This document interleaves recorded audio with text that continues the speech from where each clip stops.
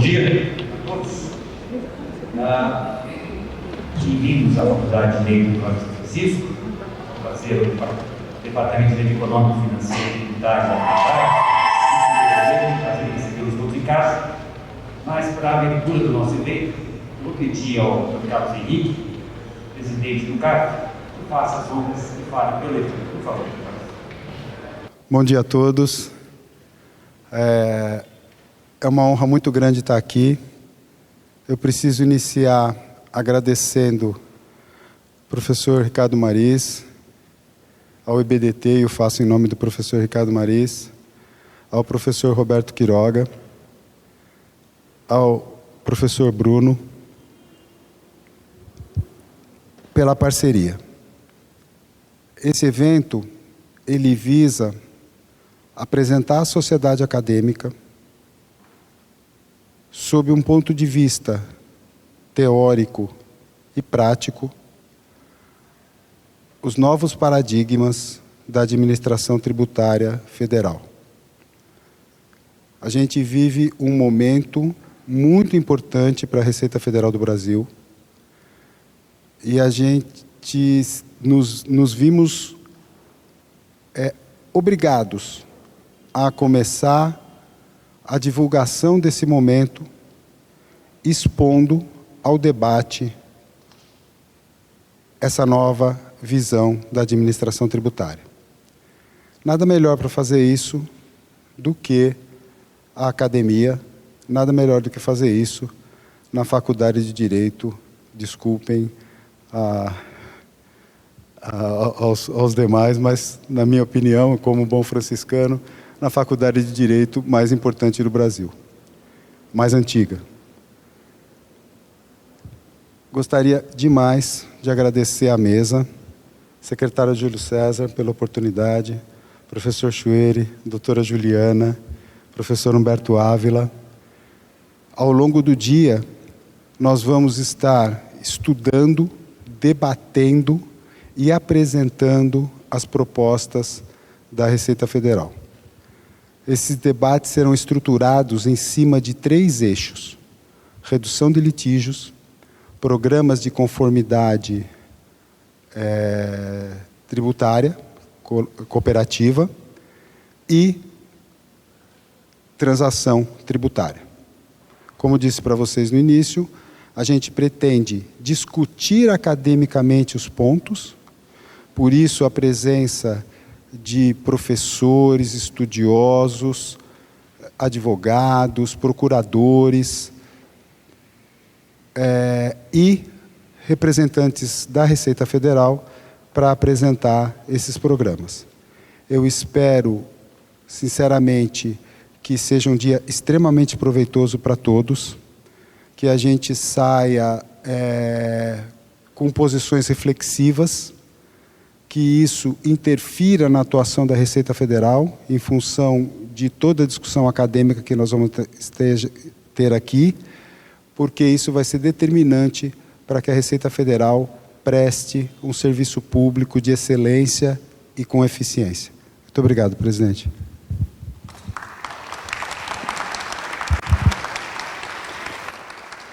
Muito obrigado, doutor Carlos. Que alegria tê-lo aqui na sua casa. Sinta-se em casa, doutor Carlos. Antes de mais nada, eu cometi uma falha. Me pediram que avisasse aos participantes se alguém estiver no local errado, porque existe um outro evento acontecendo, onde o Gilmar Mendes vai falar, é um outro assunto. Então, se alguém estiver no lugar errado, aqui é assunto tributário, como já perceberam. Então, por favor, fiquem à vontade. Eu realmente... Oi? Eu esqueci de falar. Mas isso acontece. Bom, o doutor Carlos já me facilitou a vida, porque ele, inclusive, já apresentou essa mesa. Ele já informou que nós temos aqui o doutor Júlio César Vieira Gomes, ele que é o secretário da Receita Federal do Brasil. Muito bem-vindo também a essa casa, doutor Júlio. Temos a doutora Juliana Furtado, que é procuradora da Fazenda Nacional. E temos o meu colega, o professor titular de Direito Tributário, professor Humberto Ávila. Com uma mesa como essas, e com um tema chamado Eficiência da Administração Tributária, Novos Paradigmas, a gente já espera muito. Então vamos aprender, vamos entrar direto? Passa a palavra, secretário, a palavra é sua. Muito obrigado. Bom dia a todos. Cumprimento aqui meus colegas à mesa, é uma honra muito grande. É uma oportunidade em que a administração tributária, como muito bem disse o nosso presidente do CARF, o Carlos Henrique, é uma boa oportunidade a gente, não digo inaugurar, mas a gente dar um largo passo no diálogo entre a administração tributária e a academia. Que, afinal de contas, todos nós buscamos a mesma coisa, que é essa eficiência quando a gente trata com algo extremamente complexo, que é o direito tributário, material e processual. Então, meus cumprimentos, professor Chueire, doutora Juliana, professor Humberto Ávila. Estou aqui ombreado com o que tem de melhor na academia e na vida profissional de quem opera o direito tributário. E me sinto muito honrado. Eu, como representante da Receita Federal, vou, como não poderia deixar de ser, falar de algumas iniciativas que nós estamos tomando na Receita Federal para contribuir para esse sistema tributário, reduzindo litígios, atuando de forma preventiva, onde a ênfase deve ser muito grande, e também solucionando os litígios já formados, que, como todos sabem, é extremamente elevado, né, doutora Juliana? O nosso contencioso é assustador. Então, a gente tem não só que resolver litígios já constituídos, mas, de forma preventiva, fazer com que esse acervo, esse conjunto de litígios, não se eleve mais ainda. Então, a gente tem que atuar nas duas pontas. Então, a finalidade aqui que nós vamos fazer é apontar algumas iniciativas. Não serei taxativo, porque há muito o que fazer e certamente eu pecaria em ter essa pretensão de listar de uma forma completa tudo que a gente tem que fazer e estamos já iniciando, outros mais no meio do caminho e outros já finalizando. Então, acho que a gente vai ter nos últimos dias algumas notícias importantes que eu acho que vai ser muito bom para o nosso país. Em relação à prevenção de litígio, eu não poderia dizer que o ponto inicial, eu acho que a premissa básica é a gente ter a consciência que nós temos um sistema tributário de direito material cuja complexidade gera muita insegurança jurídica. Então, seja a administração tributária que atua no seu dia a dia, aplicando esse sistema, como também o nosso contribuinte brasileiro que busca cumprir o seu dever fundamental de pagar impostos. Então, nesse ambiente de insegurança, é normal que você procure adotar medidas para atenuar essa dificuldade. E aí eu começaria, dentro dessa iniciativa da administração, um trabalho extremamente importante, que é o trabalho de regulamentação, regulação, normatização que a Receita Federal faz. Nós temos iniciativas do Consolida, que é um programa nosso. Esse Consolida, mais do que consolidar, ele busca a juridicidade de atos administrativos normativos, trazendo sempre para uma realidade atual. Afinal de contas, a dinâmica das relações econômicas, ela também tem igual complexidade ao sistema tributário nacional, porque ela sofre sempre mutações, adaptações de acordo com realidades mundiais. Hoje nós enfrentamos uma guerra inesperada e certamente há reflexo nas relações econômicas. A falta de necessidades de matérias essenciais à sociedade em função de uma guerra envolvendo apenas dois países. Então, esse é um exemplo que eu gosto de dar, o quanto é mutável, como é mutável a dinâmica do mercado, da produção, das relações econômicas, desse cenário econômico. E nós, na administração tributária, na parte de normatização, nós temos esse dever que é difícil, mas temos cumprido da melhor forma possível, é traduzir a complexidade do sistema tributário nacional, traduzi-lo numa linguagem, num detalhamento mais fácil de ser cumprido. Então, esse detalhamento é essencial para traduzir exatamente a obscuridade, a omissão e toda essa complexidade que tem no sistema tributário. E a gente faz isso daí através de uma normatização, que aí a gente exerce esse papel como se fosse aí uma tecla SAP, né? Você traduz aí a dificuldade. Isso facilita bastante. A gente sabe que no momento em que a gente percebe essa necessidade da regulamentação, a gente tem que primar para não ter exageros. Então, o que consiste o nosso programa Consolida?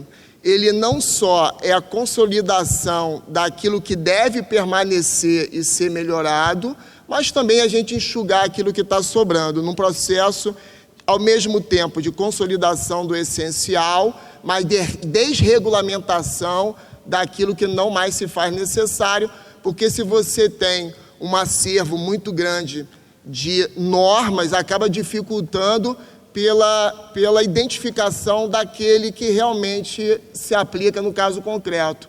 Então, esse programa é essencial. E também não adianta só consolidar, viu, professor Chueire? Você tem que trazer isso para a realidade. Você tem que ter essa sensibilidade da juridicidade. Que os atos eles já existem há muito tempo e a dinâmica está aí. A gente sempre sempre vai já um gap entre a normatização e o fato, a realidade. E é justamente atento a isso que a gente procura o tempo todo atualizá-los. Então, o Consolida tem essa função de prevenção. Outra coisa que eu acho essencial e que a gente está trabalhando forte, seja na Receita Federal diretamente, como também na nossa comissão de juristas formado pelo CNJ e pelo Senado Federal, que é a consulta fiscal. É a gente poder responder ao contribuinte de acordo com a sua realidade, das suas dificuldades específicas, responder como ele deve se conduzir, como ele deve cumprir suas obrigações principais e acessórias. Então, nós estamos num trabalho de reestruturação da consulta fiscal.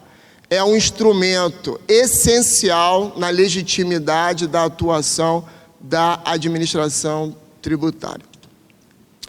Eu vou ficar com esses dois por enquanto, para também não avançar muito no tempo, que a gente tem um presidente da mesa como acadêmico disciplinado, e logo, logo, ele vai me chamar a atenção. Então, se eu for me estender, professor Chueire, eu vou ficar um tempão. Então, na parte de prevenção, fico com esses dois, tá? E aí a gente também sabe que outro aspecto da prevenção de litigiosidade é a gente melhorar, a gente criar um novo paradigma na relação fisco-contribuinte. Como é que a gente faz isso? Superando aquele conceito anterior da desconfiança, onde a administração desconfia do contribuinte, que ele vai buscar se esquivar do cumprimento do seu dever fundamental de pagar impostos, e, ao mesmo tempo, o contribuinte também desconfia que a administração possa ter uma atuação dissociada de uma realidade econômica. Então, a gente cria com isso, dentro da fiscalização, o programa Confia, que traduz muito bem essa quebra de paradigma, onde a gente busca, através de uma conformidade colaborativa, que a gente possa prevenir, orientando o contribuinte, atuando com ele de forma conjunta, buscando uma interpretação que traduza uma melhor composição e sensibilidade, e a gente, então, quebra esse paradigma da desconfiança. O Confia, ele está muito avançado, a gente tem uma possibilidade de já ter empresas credenciadas no iniciozinho do próximo semestre, agosto. Dentro da conformidade colaborativa, um outro programa importante que se refere aí comércio exterior é a OEA. O OEA nós já representa mais de 30% das exportações e importações, facilita muito a vida dos contribuintes, importadores e exportadores. A gente adotou no Brasil as melhores práticas internacionais, a gente já inicia o despacho aduaneiro com a verificação da documentação de forma antecipada. Quando o navio ele parte, suspende do porto estrangeiro, onde o nosso contribuinte está importando, esse despacho aduaneiro ele já começa sobre águas, a verificação, de forma que fique o menor tempo possível no Brasil, ali no porto, e a gente possa, então, entregar e fazer o despacho aduaneiro para o contribuinte, que a gente sabe que dentro da dinâmica da relação econômica, você não pode se privar, e o tempo sempre causa um custo maior, um custo Brasil maior. Em relação ao litígio já formado, vale a pena falar aqui da transação que o Carlos já antecipou. Nós tivemos essa semana um grande avanço na transação, que foi a aprovação pelo Senado Federal da possibilidade de uma transação ainda no âmbito da administração tributária para os créditos tributários que estão tramitando no contencioso administrativo, DRJ e CARF. Isso é fundamental, porque é uma forma de você não fazer com que esse acervo de processos litigiosos ele aumente, então você consegue reduzir bastante. E quando você atua com prevenção e redução de litígios, eu não vejo como dar errado. Eu estou muito otimista em relação a isso, eu tenho certeza que vai ser um grande sucesso. Bem, não vou... Quanto tempo, professor? Eu também sou muito disciplinado, viu? Tá no tempo. Então tá. Então, em última instância, quando a gente está tratando sobre essa forma de buscar maior eficiência na administração pública, em última instância, o que nós queremos é atenuar o ambiente de insegurança jurídica que nós vivemos, atrair mais investimentos no nosso país, mudar a nossa realidade social, e essa conexão da Receita Federal...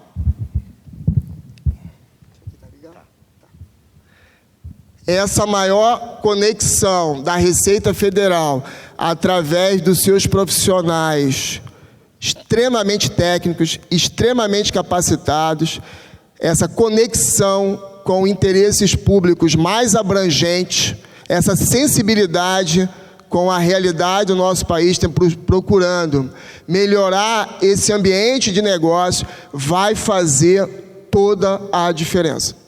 Tenho certeza que vai fazer toda a diferença. Bem, agradeço a oportunidade de apresentar as nossas orientações atuais na Receita Federal do Brasil, dizer que nós estamos sempre abertos a dialogar com todas as instituições, porque todos nós temos uma capacidade institucional que deve ser compartilhada e extrair o melhor de cada um de nós. Muito obrigado mais uma vez pelo convite, professor Chueire. Estamos sempre à disposição. Muito obrigado e que o seminário seja muito proveitoso para todos nós. Muito obrigado.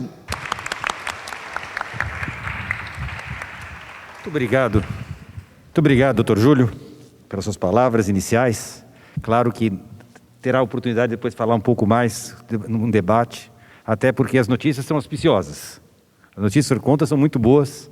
Claro que a gente sempre quer mais, né? Então eu fiquei sentindo assim, será que ele vai falar de acabar com os deveres instrumentais, de rever aquela história de ter que fazer 5 ou 6 vezes a mesma informação? Será que ele vai me dizer que se eu já pus a informação no SPED, se a Receita já tem a informação, não tem razão para ela pedir de novo a informação? Mas isso a gente vai discutir. Posso deixar no final? No final, eu estou provocando, é de propósito. Professor Humberto, a palavra é sua.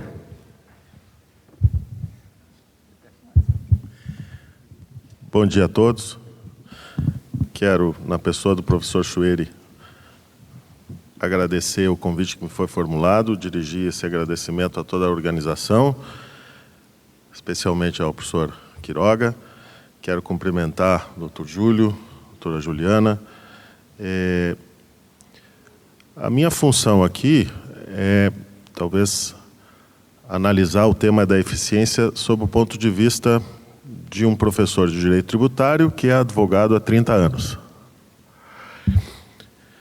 E vou analisar especificamente a questão do procedimento administrativo e do processo administrativo.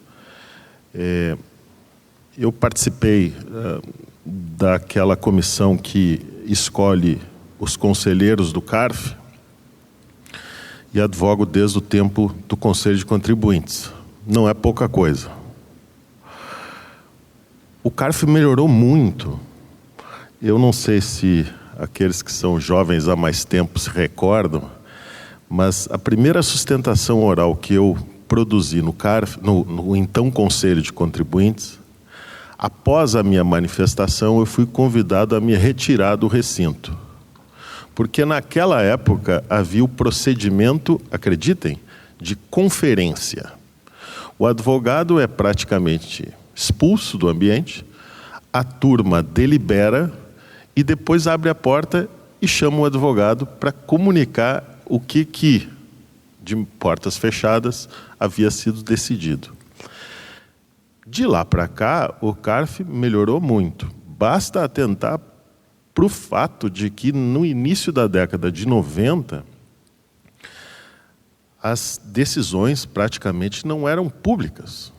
Os acórdãos demoravam para ser elaborados e o advogado que não estava presente na sessão demorava para saber o resultado do julgamento.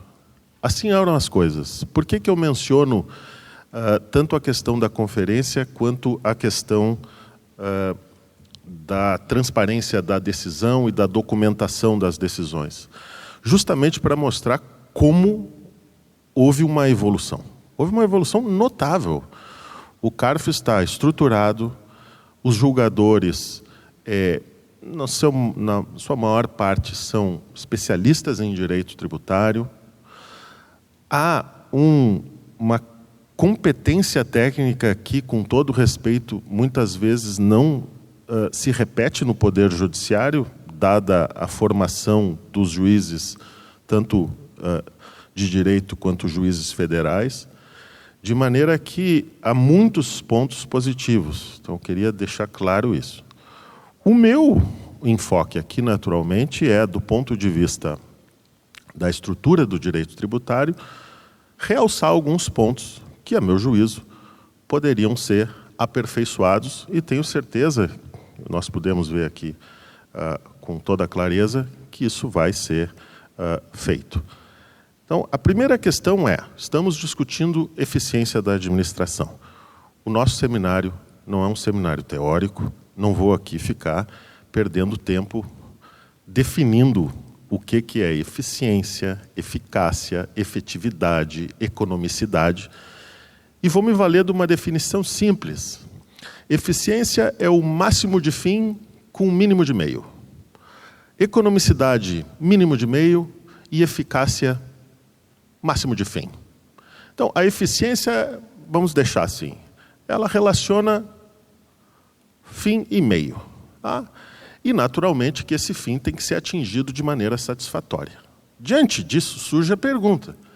Se nós estamos falando de eficiência da administração tributária, qual é a finalidade da administração tributária? Constituir mais créditos? Elevar o montante de dívida ativa? Fazer justiça tributária? Qual é a finalidade do processo da atividade administrativa? Claro que eu não quero aqui entrar em controvérsias teóricas, mas me parece que se nós perdêssemos tempo ou ganhássemos tempo tentando desde já esclarecer, eu acho que chegaríamos a um consenso, no sentido de que, se não a principal, ou pelo menos uma das principais finalidades da administração tributária é constituir créditos tributários, no sentido de verificar a ocorrência de fatos geradores, sem que o contribuinte tenha, nos lançamentos por homologação, feito surgir a obrigação tributária, Mas não só isso, fazer com que os créditos tributários sejam definitivamente constituídos e essa constituição definitiva na esfera administrativa seja confirmada pelo Poder Judiciário. Por que isso tem a ver com eficiência? Se o crédito tributário é constituído definitivamente na esfera administrativa, mas depois é anulado por uma ação ordinária anulatória, ou seja lá o tipo de ação que se vai entrar dependendo do problema a resolver, primeiro, são 6 a 8 anos de processo administrativo. Depois, dependendo da matéria, o processo demora de 10 a 30 anos, mais ou menos. Tá?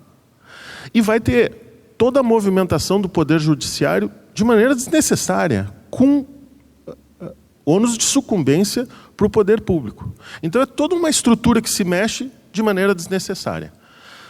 Se nós adotarmos como, digamos assim, como um objeto de discussão, a eficiência da administração é cumprir o máximo desse fim com um mínimo de meio. E esse fim é constituir definitivamente com confirmação do crédito tributário na esfera judicial. O que pode ser feito? O que pode ser feito nesse aspecto? E aqui eu vejo 2 caminhos. Sobre o qual falou muito bem o Dr. Júlio César, são questões, digamos assim, caminhos administrativos externos procedimentais para aumentar segurança jurídica no sentido de a legislação ser mais clara, mais determinada, mais estável, mais previsível, enfim. E existe uma questão, e sobre a qual eu gostaria de falar, que diz respeito aos princípios tributários e o que eu vejo que é um problema na esfera administrativa. Um outro consenso que me parece absolutamente claro: o mundo muda, a economia muda, mas nós todos aqui estamos preocupados em... O contribuinte tem que saber o que ele tem que pagar, sobre o que ele tem que pagar, quando ele tem que pagar, e essa decisão ela precisa ser tomada num período razoável. Não é possível só descobrir o que a empresa tem que pagar no final deste mês, 25 anos depois. É preciso saber antes do final desse mês o que o contribuinte tem que pagar. E por que isso? Porque além de uma necessidade, digamos assim, jurídica, há uma necessidade antropológica. O contribuinte tem que, para poder obedecer o direito, tem que conhecer o direito. Senão não dá para obedecer uma coisa que a gente não conhece. Se aquilo que valeu ontem não vale hoje e o que vale hoje não vale amanhã, simplesmente esse direito é um direito inseguro. Diante deste panorama, eficiência, segurança jurídica, o que se poderia dizer a respeito do procedimento administrativo primeiro e depois do processo tributário? Eu vejo, e eu sei que esse tema é controverso no âmbito da academia, mas eu naturalmente vou expor com muita concisão a minha posição. A nossa Constituição ela é muito clara. É vedado aos entes federados instituir ou aumentar tributos sem lei que o estabeleça. O se refere à instituição ou aumento. Instituição é por lei. Aumento por lei. Não é por decisão administrativa, não é por auto de infração, é por lei.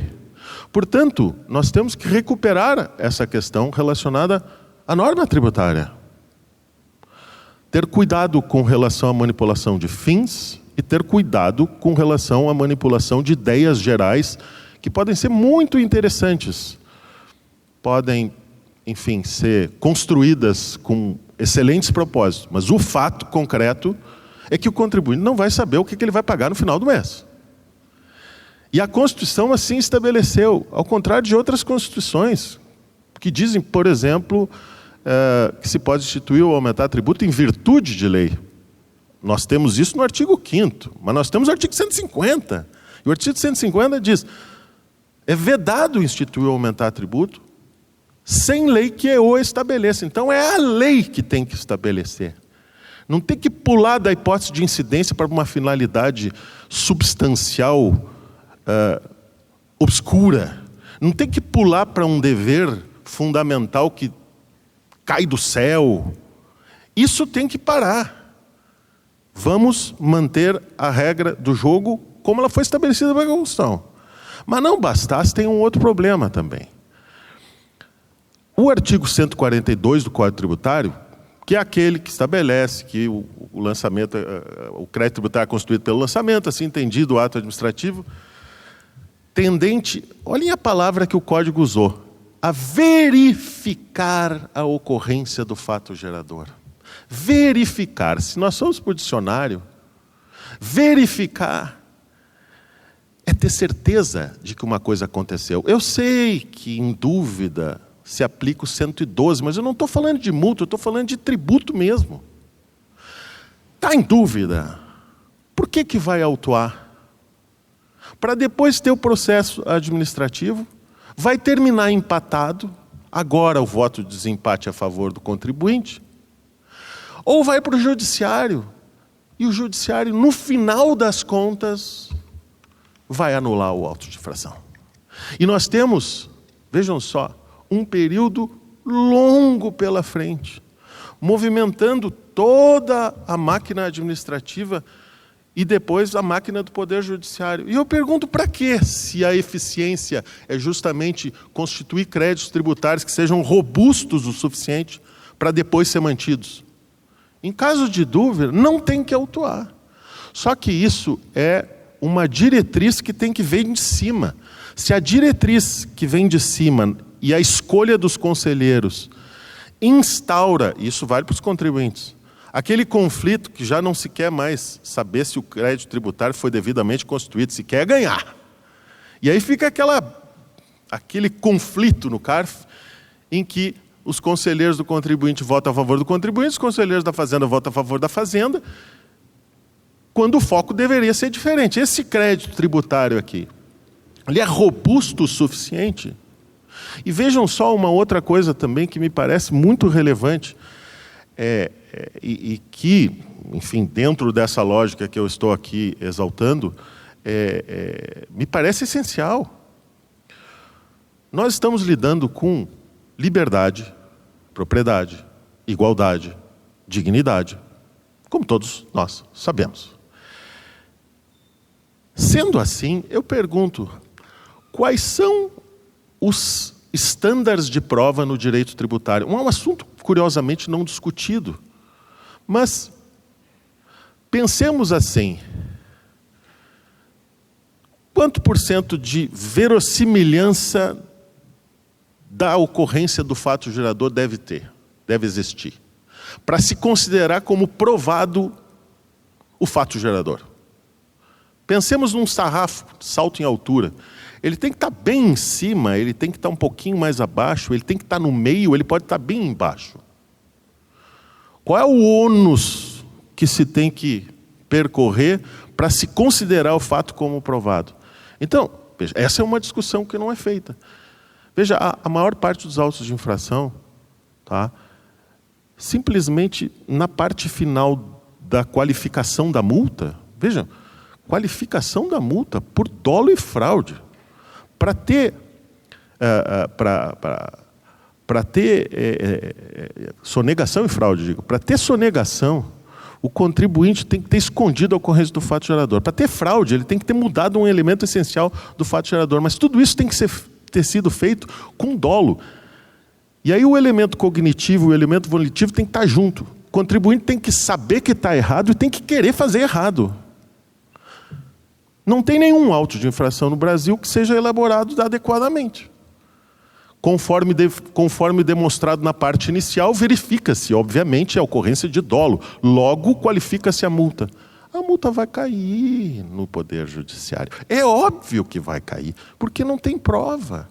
Então, onde é que eu estou querendo chegar? Se nós temos toda uma estrutura, e essa estrutura é clara e é antiga, esses fundamentos sobre os quais eu estou falando são fundamentos que foram discutidos desde a década de 70 na ESAF, naquele auditório maravilhoso, nos grandes cursos da ESAF. E como é que nós estamos agora? Nós temos autos de infração que são lavrados, não há materialidade adequada, começa-se o processo administrativo, porque o julgamento de primeira instância é muito difícil, vai-se para o CARF. E no CARF se instaura este conflito de grupos, de tal sorte que não se procura constituir o crédito tributário que foi robustamente constituído, com provas inequívocas da ocorrência do fato gerador, mas simplesmente constituir o crédito tributário. Aí, claro, dívida ativa fica enorme, esses trilhões aí que existem, mas se forem examinados com lupa, se verá que tem uma porção de créditos decaídos, prescritos, que foram constituídos indevidamente, ou que, e este é o meu foco, tratam de questões que, a meu juízo, a rigor, não deveriam ter sido objeto de constituição. E que depois vão cair no Poder Judiciário. Então, aqui existe um ponto, existe toda essa questão, digamos assim, de escolher medidas externas e procedimentais para aumentar a segurança jurídica e a eficiência, o que é ótimo, mas existe uma questão de mentalidade. Nós temos os mesmos princípios constitucionais postos na Constituição. Eles estão lá. E, modestamente, são simples. Institui, mudou um elemento essencial da obrigação tributária, tem que ter lei em sentido formal. Aumentou direto ou indiretamente com a nova jurisprudência do Supremo, tem que ter lei. Não se cria tributo com base em capacidade contributiva. Não se cria tributo com solidariedade social. Se cria tributo com base em lei. Isso é essencial. Por que eu estou insistindo nisso? Porque os grandes casos que estão no CARF envolvem um raciocínio que, se for lido com atenção, descamba para alguma coisa. O legislador disse isso, mas no fundo ele quis dizer outra coisa. O legislador disse isso, mas a manifestação de capacidade econômica é outra. Sempre tem alguma coisa escondida. Direito tributário não compactua com obscuridade, não compactua com ideias enigmáticas. A coisa é mais ou menos simples. Nos últimos tempos é que passaram a ser estranhas, não sei por que razão. Bom, então o que me parece ser muito relevante que seja feito? Se a ideia de eficiência é maximizar esse fim de constituir créditos tributários robustos que sejam confirmados perante o Poder Judiciário, a estruturação dos julgamentos e a mentalidade dos julgadores tem que mudar. Porque senão, o que vai acontecer é o que tem acontecido. Os créditos são mantidos, agora tem o voto de qualidade diferente, mas na hipótese anterior, era, em geral, desempate em favor da Fazenda. O contribuinte vai para o Poder Judiciário e o Poder Judiciário demora 10, 15 anos, às vezes mais, para solucionar a questão. E uma última observação, meu tempo está terminando, e aí, de novo, eu estou tratando da mesma questão da eficiência, mas agora não no âmbito do processo administrativo, mas no âmbito do processo judicial. E, em vez de dar 1000 explicações, eu vou dar um exemplo só, que me parece enigmático. Talvez a doutora Juliana não vá concordar comigo, mas também faz parte, né? Vejam o caso do ICMS na base de cálculo do PIS/COFINS. O caso começa em 92 no Poder Judiciário. Em 92. 30 anos. Chega no Supremo Tribunal Federal em 98. Ministro Marco Aurélio profere o seu voto em 99. Ministro Nelson Jobim pede vista por 6 anos do processo. Ele se aposenta.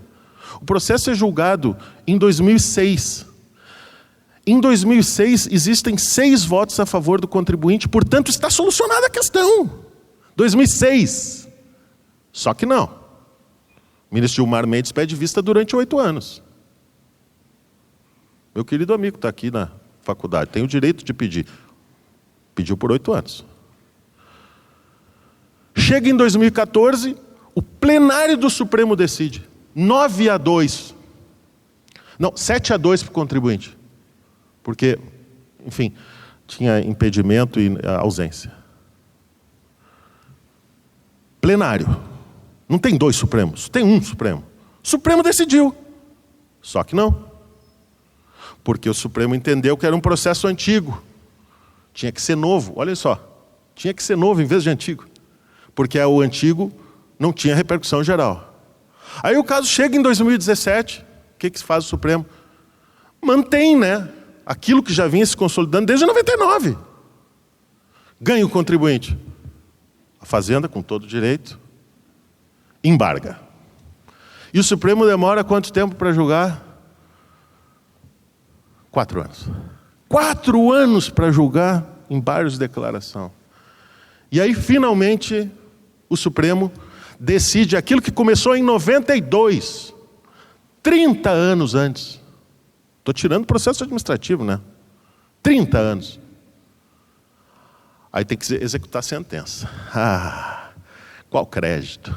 Tamanho do crédito. Que crédito? Aí começa o quê? Processo filhote. Faz o pedido, nega o pedido, recorre do pedido, aí tem processo administrativo e depois o quê? Processo judicial de novo. Será que não dava para saber que a posição ia ser essa, se desde 2006 já tinha 6 votos? Será que não tem que... Desculpa, doutora Juliana. Será que não tem que saber perder? Porque, vejam, os advogados ganham com isso. Ganham com isso. O Brasil perde, né? As coisas não se resolvem. E agora tem todo um outro contencioso que é filhote do contencioso de 30 anos. E quanto tempo vai demorar esse outro contencioso? 15. 45 anos para decidir uma questão tributária. Pelo amor de Deus.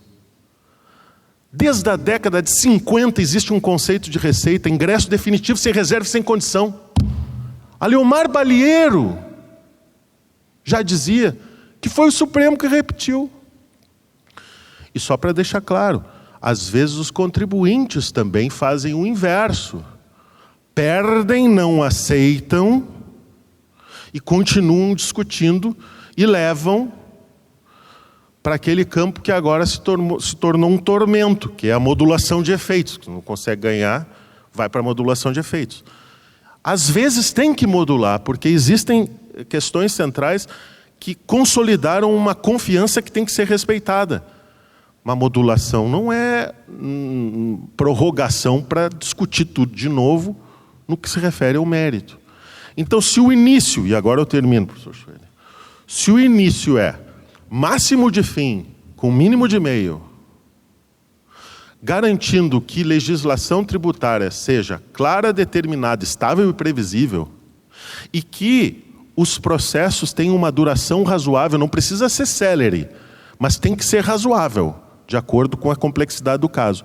Mas 45 anos para decidir uma questão é muito tempo. É muito tempo. Então, nós precisamos retornar aos princípios tributários básicos. Sem inventar moda, a coisa vai funcionar. Com essas palavras, pedindo agradecimento, manifestando meu agradecimento ao professor Schweller novamente, devolvo a palavra.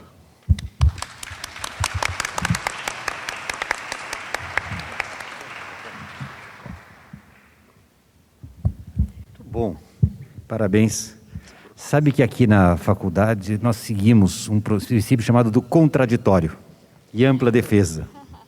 A doutora Juliana, o doutor Humberto colocou algumas questões sobre exigência de tributo sem lei, que é claro, permita-me, eu também tenho um chapéu torto. Eu fiquei pensando no ágio, naquelas exigências que começam a criam requisitos para o ágio, uma lei simples, impõe requisitos. Daí o contribuinte segue os requisitos do CARF, daí inventam novos requisitos, daí o contribuinte segue, inventam novos requisitos, tudo sem lei. Fiquei pensando em preço de transferência, quando se cria também instrução normativa sem base em lei, e outros tantos.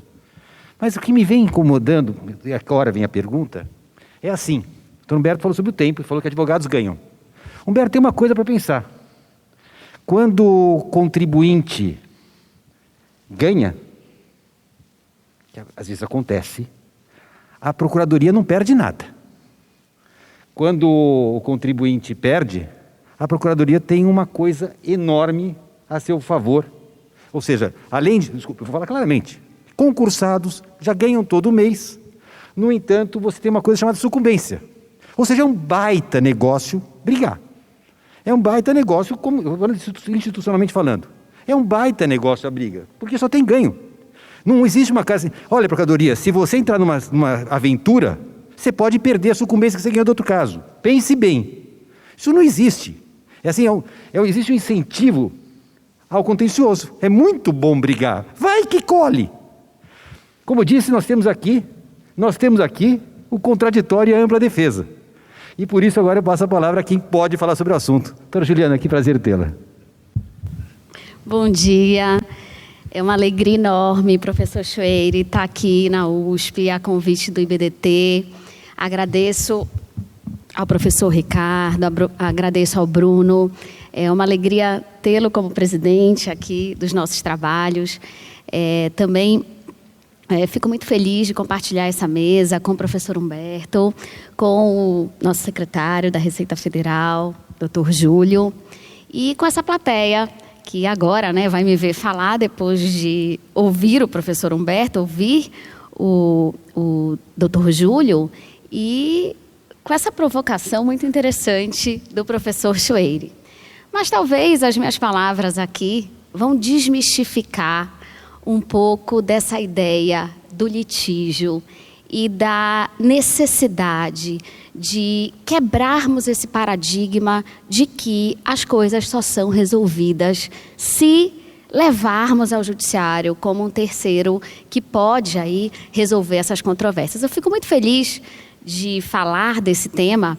É um tema que eu tenho me dedicado há algum tempo na minha linha de pesquisa na FGV, como professora do mestrado profissional, e que também atua ao lado da minha prática profissional como procuradora da Fazenda Nacional.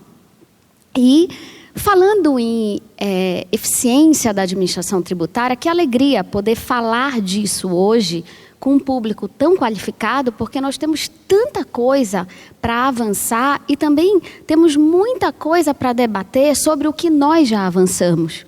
E aqui achei bem pertinente, porque eu vou enfocar muito mais a questão judicial, professor Humberto, exatamente porque, como estudo o contencioso tributário, eu acho que é importante trazer aqui para reflexão alguma mudança de postura nos últimos anos em relação à atuação da Procuradoria da Fazenda, do Fisco Federal, da administração tributária como um todo, na esfera judicial. E antes eu faço a seguinte provocação. Talvez quando nós falamos em eficiência está muito ligado à ideia de arrecadação. E será que é isso? Será que eficiência está ligada à arrecadação ou está ligada a uma racionalidade na arrecadação? Talvez essa seja a mudança de paradigma que é difícil. É difícil para quem trabalha na administração tributária e é difícil para quem está do outro lado da relação jurídica tributária, no caso, os contribuintes. Então, pensar em arrecadar, sim, esse é o objetivo da administração tributária também. Não vamos fechar os olhos para isso. Se não fosse a Receita Federal constituindo créditos tributários, que aí eu vou discordar um pouco do professor Humberto, que muitas vezes, em grande parte, créditos tributários constituídos de acordo, sim, com a lei. Claro, nós vamos ter discussões e eu acho que o direito tributário ele nos encanta exatamente por isso, porque ele cria essa moldura interpretativa tão ampla que nos permite fazer, sim, muitas vezes, interpretações de uma lei para vários lados e, sem dúvida, nós precisamos, muitas vezes, do julgador administrativo ou do julgador judicial para nos dar um norte. Mas o que eu gostaria de colocar aqui é exatamente pensar nessa mudança de postura e como trazer uma solução para isso, Então, nós sabemos, o contencioso é trilionário, as ações judiciais, cada vez mais, elas se repetem, temas repetitivos. Eu olho aqui para o professor Quiroga e me lembro, há 10 anos atrás, o professor Quiroga nos dando aulas sobre o contencioso, como ele mudou no Brasil, e parece que a gente passa 10 anos, Quiroga, e a gente continua vendo a mesma coisa. Então, precisa fazer algo para mudar isso tudo.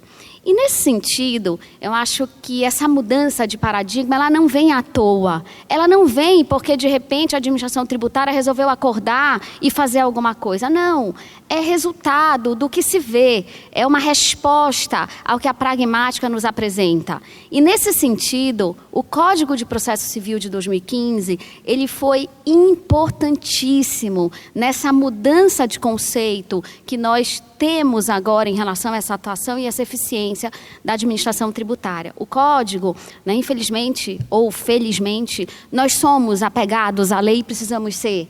E o Código traz esse ambiente de cooperação, ele traz um ambiente de consensualismo, e isso precisa ser introduzido dentro da relação processual fisco-contribuinte.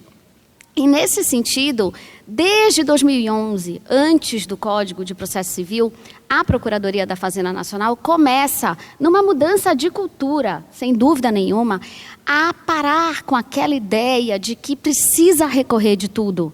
Não, ela precisa saber aceitar quando perdeu e precisa saber aceitar quando ganhou. Né? Então, assim, quando ganha é fácil aceitar. Agora, quando perde, não é tão simples assim.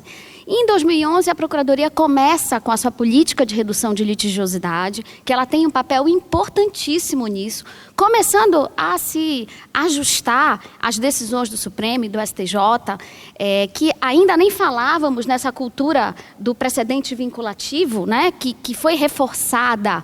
Quer dizer, já falávamos porque tínhamos toda essa sistemática, mas ela foi reforçada com o Código de Processo Civil de 2015. Pois bem, a partir dali a gente começa essa cultura. Quando veio o Código de 2015, me parece que a administração tributária, e aqui eu falo especialmente em relação a essa conformação que o nosso sistema tributário brasileiro nos apresenta, né?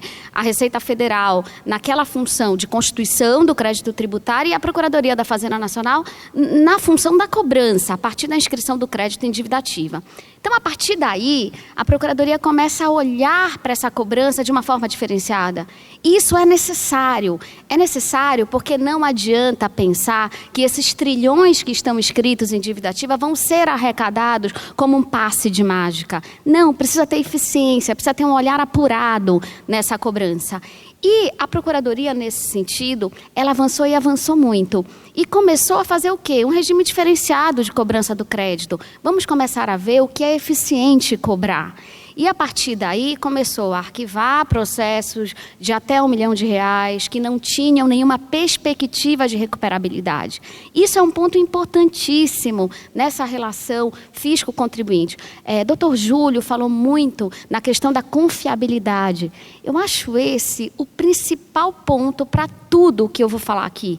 Sem esse compliance cooperativo e fisco e contribuinte se enxergando como parceiros de um diálogo, a gente não tem avanço. E é aí que entra esse papel da Procuradoria. Começa a arquivar, ninguém acreditava que isso ia acontecer, aconteceu, milhares de processos arquivados porque não tinham expectativa de recuperabilidade.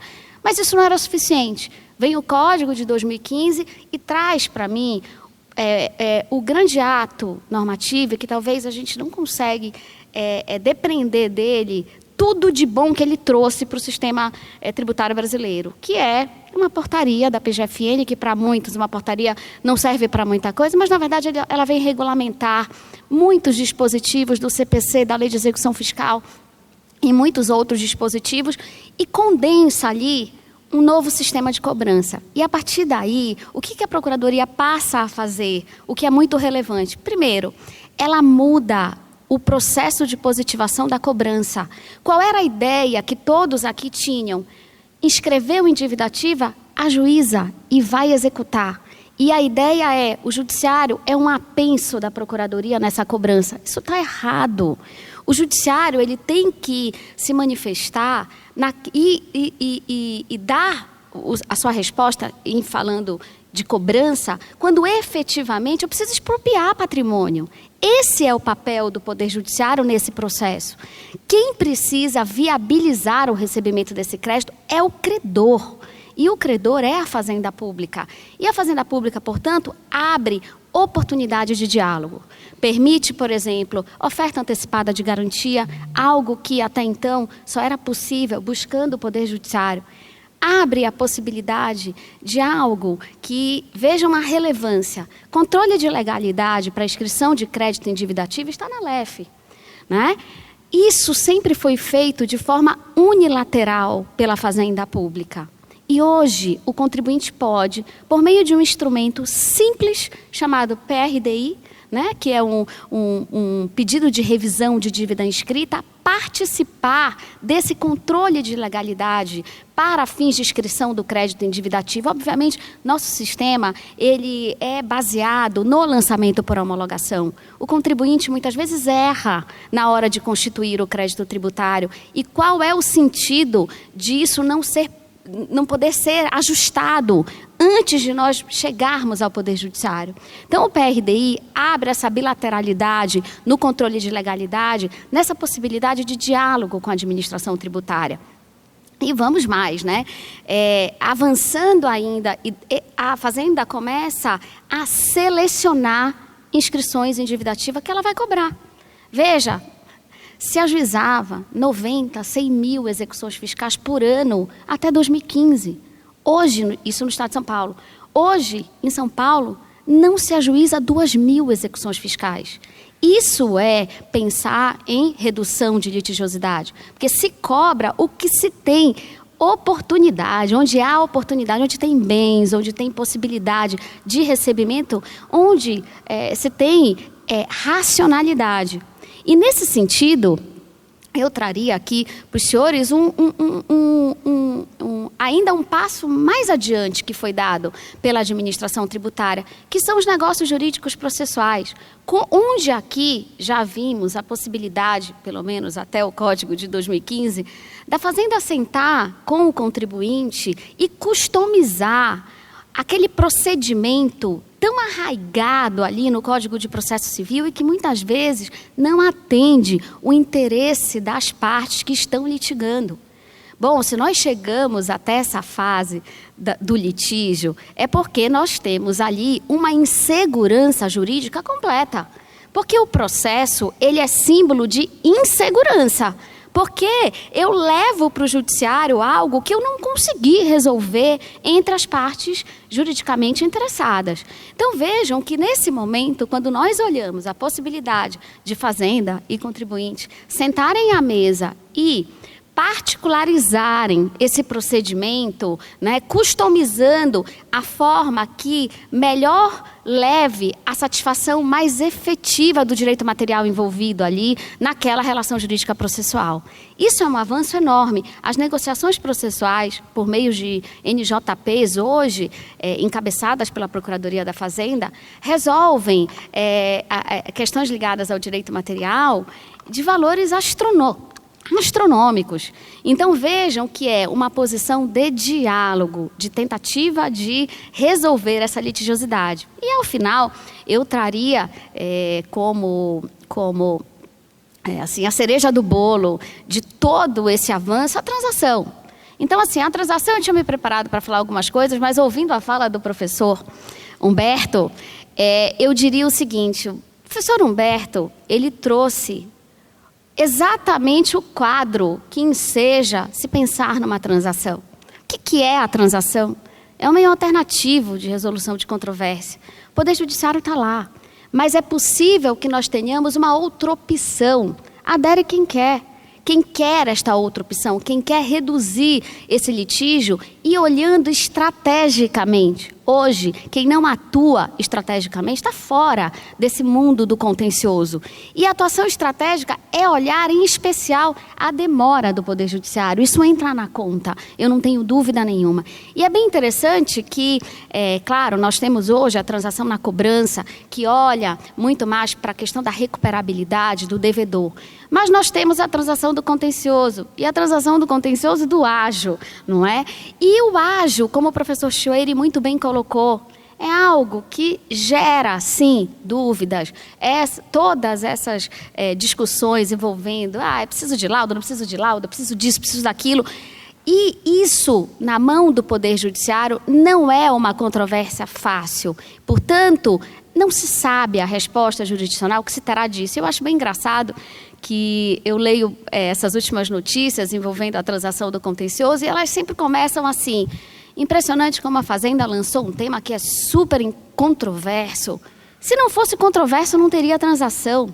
Exatamente porque se a Fazenda for ganhar, ela não tem que propor transação, porque ela vai ganhar. E se ela tiver chances de perder, ela também não tem que propor transação, porque ela precisa se adequar ao entendimento jurisdicional e aprender a perder. O que ela faz hoje? Ela faz porque ela tem uma portaria interna, portaria 502, que hoje em dia, e eu estou na Procuradoria há alguns 20 e poucos anos, e era bem interessante que antigamente era assim: quero continuar recorrendo. Hoje é assim: saiu uma repercussão geral, no dia, 1 hora depois que saiu a notícia, no Valor ou no Jota, vem a pergunta: já posso parar de recorrer?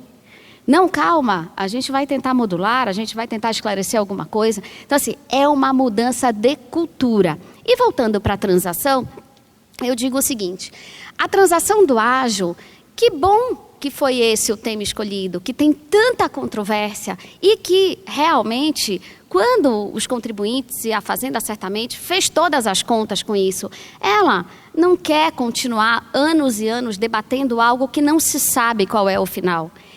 Esse é o objetivo da transação de tese. Ninguém está olhando a recuperabilidade ou irrecuperabilidade. Não é nenhum prognose de tese de que a Fazenda está jogando a toalha de que vai perder essa tese. Pelo contrário, ela defende essa tese, defende muito bem, é uma tese estratégica dentro da Procuradoria e vai defender até o final para quem optar pela via do Judiciário e oferecer essa resposta.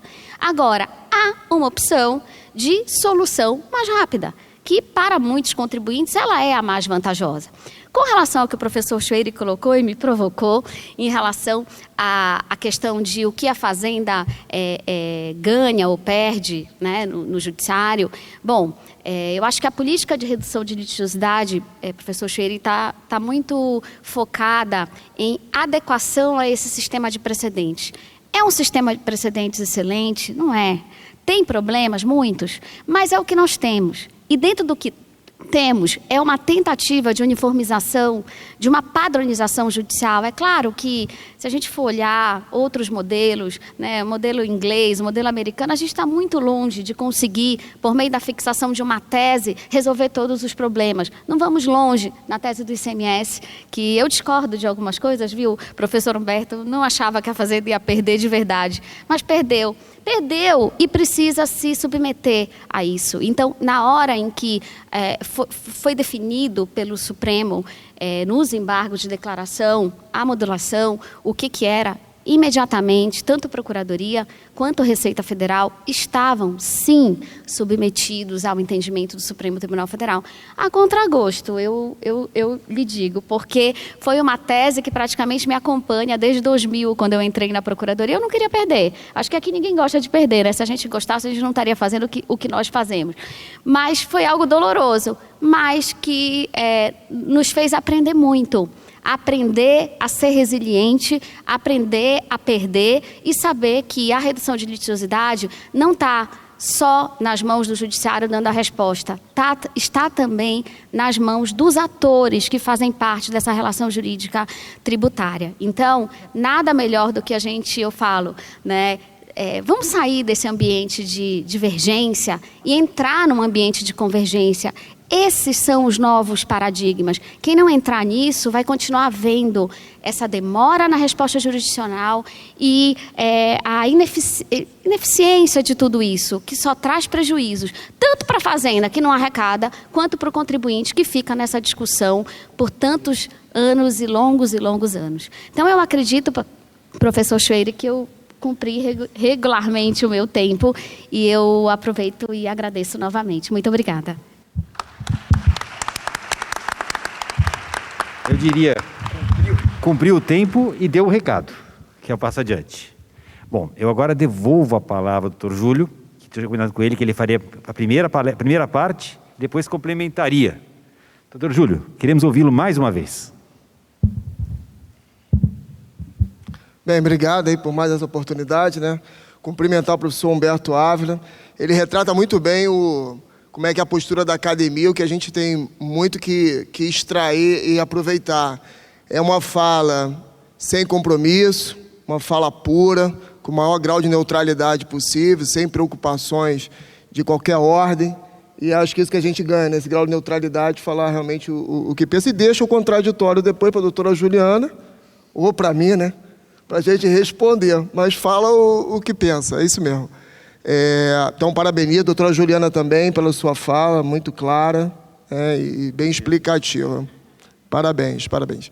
Bem, antes de falar sobre a pergunta do professor Chueire, sobre a questão de redução de obrigações acessórias e instrumentais, eu acho que vale a pena fazer uma menção aqui, quando a gente fala muito de prevenção de litigiosidade, e a gente fala também de transação, de composição, eu acho que é bom dizer que, no fundo, o que a gente quer com isso é um maior grau de justiça, dentro de uma igualdade jurídica. A gente tem essa sensibilidade, seja na Receita Federal, ou seja na PGFN, ou seja no CARF, ou seja, em todo o macro processo do crédito tributário, a nossa preocupação é a gente tratar de forma diferente aquele que cumpre o seu dever fundamental de pagar os tributos e aquele que reiteradamente se esquiva de fazê-lo. Então, essa preocupação de tratar de forma diferenciada tem relação com justiça.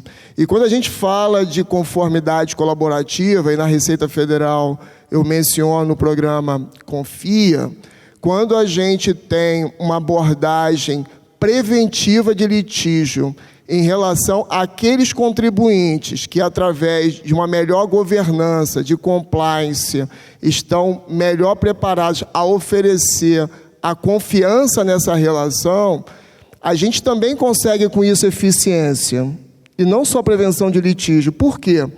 Porque você vai poder, o fisco, dentro do seu papel de realizar a constituição do crédito tributário, através de uma fiscalização muito eficiente, ele vai se tornar mais eficiente ainda, porque ele vai ter um determinado grupo de empresas que ele pode dar um tratamento mais de conformidade, de confiança, e com isso ele vai poder se concentrar naqueles que não cumprem as suas obrigações. Isso é eficiência também. Em relação, para não me estender, em relação à preocupação do professor Chueire, que é uma preocupação nossa já de muito tempo. Eu dei uma palestra, acho que 2 semanas atrás, lá no Conselho Federal de Contabilidade. O contador se preocupa muito, o seu dia a dia realmente é o cumprimento de obrigações acessórias. E aí, na minha apresentação, eu dei uma ênfase à simplificação. E aí eu ficava, antes, fazendo uma reflexão, antes de preparar a minha fala, eu refleti qual seria a diferença de simplificação para desburocratização. Por quê? Porque, aliás, essa preocupação com a desburocratização não é de hoje. Eu conheço como marco, mas talvez seja bem anterior a isso. Lá em 1967, com o Decreto-Lei 200, já se falava no primeiro movimento de uma administração gerencial mais desburocratizada. E eu estou aqui no ano de 2022, será que eu estou falando sobre mais desburocratização? Mas eu vejo que a simplificação, ela é um passo adiante, ela é um pós-desburocratização, sem, contudo, a gente já ter atingido um grau de desburocratização desejável. Com a simplificação, e aí eu vou dar um exemplo que ilustra muito bem, nós, na administração tributária, passamos a ter uma atuação proativa de ajuda direta ao contribuinte. O exemplo que eu quero usar para depois eu poder discorrer melhor é o que a gente está fazendo hoje na declaração de ajuste anual do imposto de renda da pessoa física. Quem faz a opção para a declaração pré-preenchida, ele não está nem oferecendo para o fisco documentos que depois o fisco vai, através de uma análise mais desburocratizada, analisar e dar uma resposta. Mais do que isso, o fisco está preenchendo para ele. Na simplificação que a gente está realizando na Receita, a gente não só está desburocratizando, a gente não está trabalhando sobre uma matéria que nos é submetida, apresentada pelo contribuinte. Nós estamos trabalhando para ele, nós estamos preenchendo para ele. Por quê? Porque a gente precisa reduzir esse custo burocrático, esse custo Brasil, e deixar com que ele tenha um tempo maior para se dedicar às suas atividades essenciais econômicas. Então, é isso daí que eu queria enfatizar. Eu não vou estender mais ainda por causa do tempo. Sim. Para finalizar, tem um vídeo que nós preparamos, eu acho que ele ilustra muito bem tudo isso que tanto eu falei com a doutora Juliana, nós estamos alinhados nisso daí, que é essa nova postura na relação fisco-contribuinte. Tá? É um videozinho curto, acho que são 3 minutos, né, Carlos? Por aí, né? Se tiver condições, pode passar, por favor. A Receita Federal do Brasil se faz presente em todas as atividades econômicas do país. Para aumentar a competitividade das empresas que desejam estar em dia com suas obrigações e fomentar o ambiente de negócios, a Receita Federal está lançando o programa Receita Brasil, composto por um conjunto de ações para simplificar as normas tributárias, o que significa um aprimoramento da legislação, trabalhar em colaboração com empresas certificadas em um ambiente de confiança e transparência para ambos os lados e ampliar a aplicação dos acordos de transação tributária. A ampliação da conformidade tributária e aduaneira é um dos objetivos estratégicos da Receita Federal. E por isso, ela vem investindo fortemente nessa nova relação com os contribuintes, fundamentada nos princípios da transparência, boa-fé, confiança e espírito de colaboração. Tudo isso se traduz em ações de aproximação para orientar e facilitar o cumprimento das obrigações fiscais. Hoje, a Receita já conta com 2 programas de conformidade. O programa OEA, voltado ao comércio exterior, com 494 empresas certificadas, responsáveis por 20% das exportações e 31% das importações no país, e o Confia, ligado à adequação no cumprimento das obrigações tributárias, que está sendo construído de forma conjunta pelo Fisco e 39 empresas participantes do projeto. Assim se ganha eficiência, e isso representa uma redução de custos para o governo, segurança para os contribuintes e benefícios para toda a sociedade. Como resultado desses novos paradigmas de atuação, a Receita Federal já reduziu 48% da quantidade de normas, simplificando a vida dos contribuintes. Além disso, a Receita Federal ampliará as situações em que as empresas poderão fazer acordos de transação tributária, incluindo 5 novos temas amplamente discutidos, possibilitando o pagamento de pendências com condições e descontos especiais. É a Receita Federal trabalhando para melhorar o ambiente de negócios do país, promovendo um aumento da conformidade tributária, melhor utilização de recursos públicos, redução de custos, prevenção e resolução rápida de discussões, aumento da confiança no sistema tributário e na forma de atuação da administração tributária, facilitando a operação das empresas e aumentando sua competitividade no mercado. Alinhado aos padrões da OCDE, o Receita Brasil redefine a relação fisco-contribuinte no sentido de melhorar o ambiente de negócios pela redução das dificuldades impostas por um sistema tributário demasiadamente complexo. O programa evidencia uma sintonia da Receita Federal com as expectativas do setor produtivo e da sociedade brasileira. Os resultados serão rapidamente percebidos. Queremos um tratamento mais justo àqueles que buscam cumprir suas obrigações tributárias.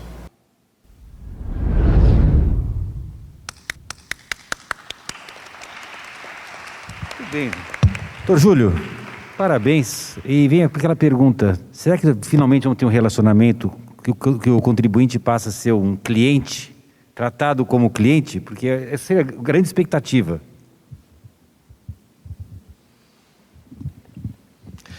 Bem, eu não digo a palavra cliente, que pode ter vários sentidos, né? Mas, de qualquer forma, a nossa preocupação... Fornecedor. Está piorando. Eu diria de uma relação respeitosa, uma relação... Eu acho que a palavra confiança, como a doutora Juliana mesmo enfatizou, e onde a gente está realizando o nosso trabalho, né? Eu diria isso, como parceiro, uma relação de confiança respeitosa, mas sempre dentro daquela máxima. Não podemos tratar igual quem tem comportamentos diferentes. Eu acho que essa é a igualdade jurídica, e nós estamos aqui numa academia do direito, na escola de direito, e é onde a gente sempre tem que pensar, sempre pensando em justiça. Eu acho que é isso. Perfeito. Ouvir a palavra respeito sempre é algo positivo. Doutor Humberto, suas palavras finais. Bom, quero cumprimentar os colegas, doutor Júlio, doutora Juliana. Palavras finais ou posso ir na... Não, né? É melhor não. Quanto? 120 segundos é seu. 120 segundos? É bastante. Quero dizer que foi um prazer me dirigir a todos vocês. Quero agradecer.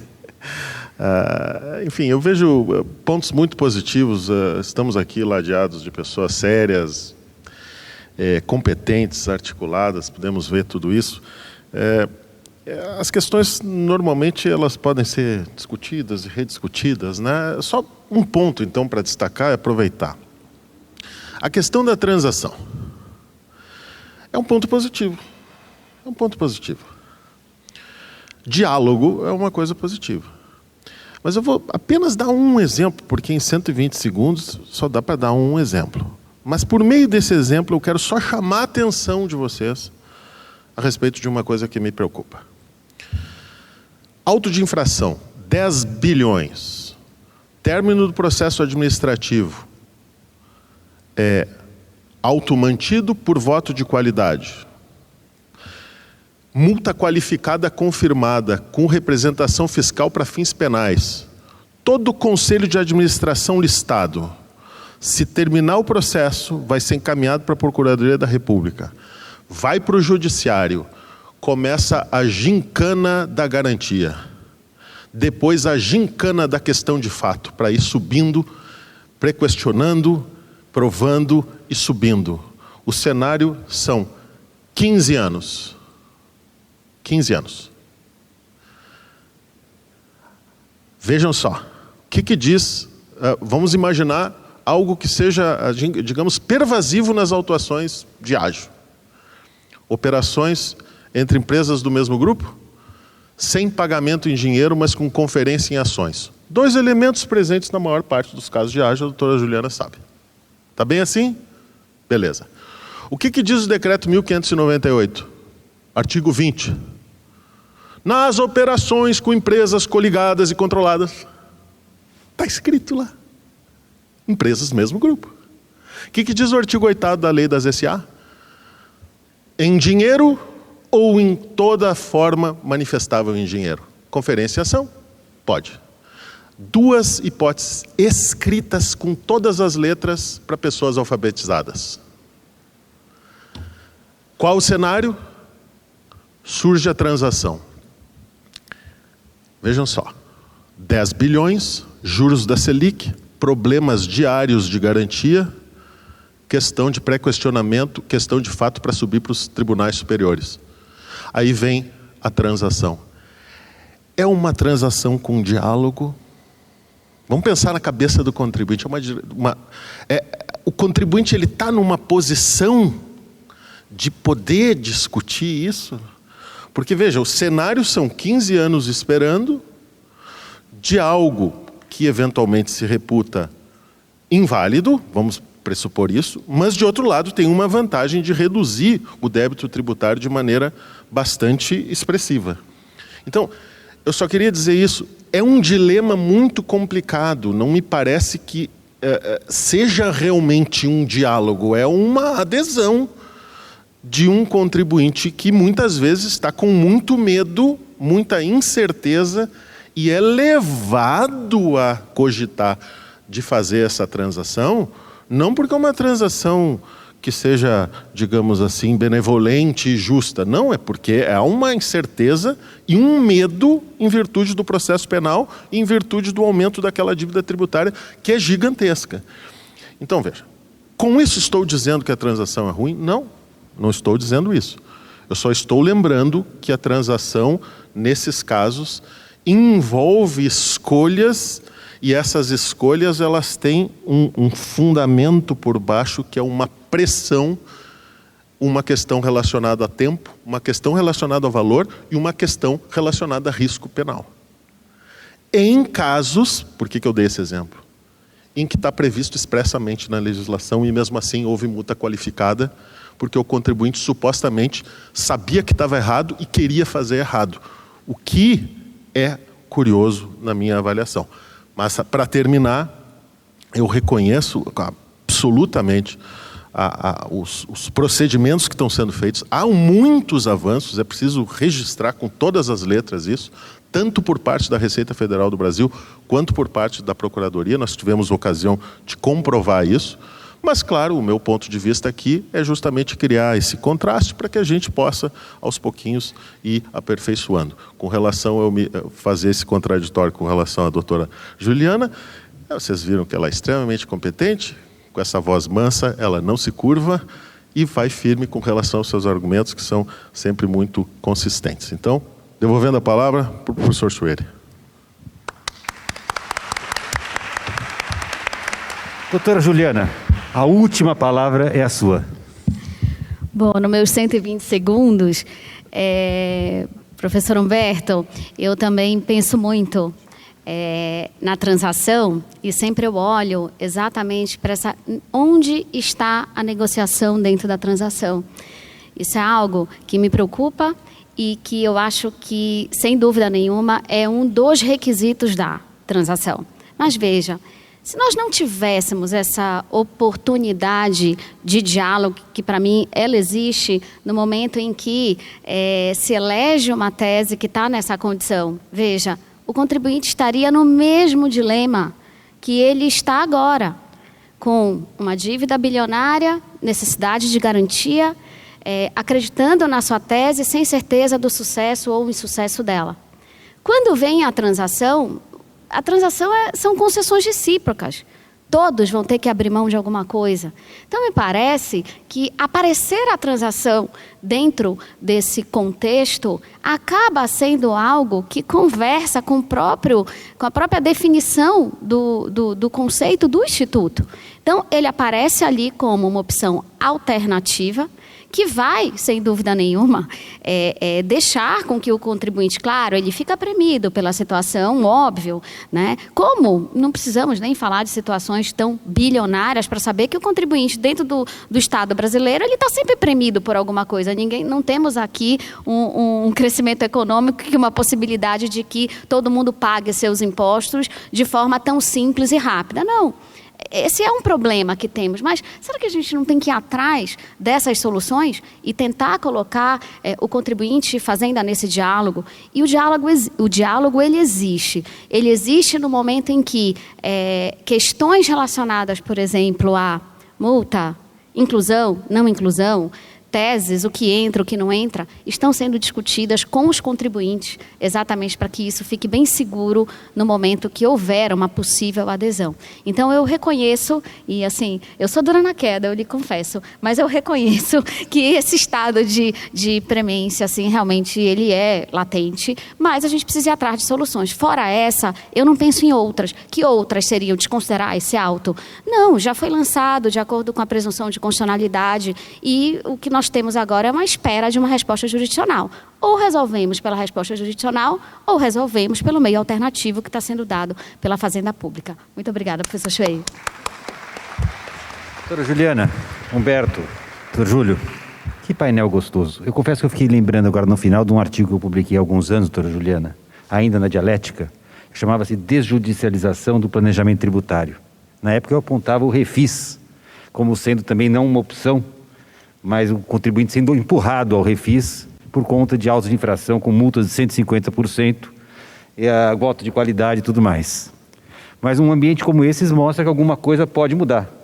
Falamos no passado de autuações com multas de 150%. Talvez a esperança seja que essas multas também passem a ser comedidas.